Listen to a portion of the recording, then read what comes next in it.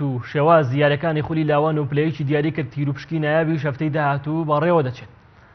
دوێنێ شەمەیەکەی تۆپەی کوردستان سێ کۆبوونەوەی جێی لەگەڵ یانەکانی خولی لاوانی نایابی کوردستان و خولی پلەیەکی کوردستان و خولی نایابی کوردستان ئەنجامدا.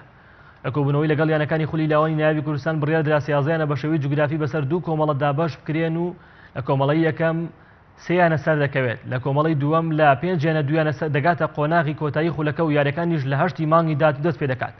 لە کۆبوونەوەی لەگەڵ یانەکانی خولی پلەیەکی کوردستان بڕیار درا سیازەیانە بە شێوەی جوگرافی بەسەر دوو کۆمەڵەتدا بەش بکرێن و دوویانە سەر دەکەون بۆ خولی نایاب و یەکیانەشدا دەبەزێت بۆ خولی پلە دوو یاریەکانیشی لە 16 ساڵی داهاتوو بەڕێوە دەچێت.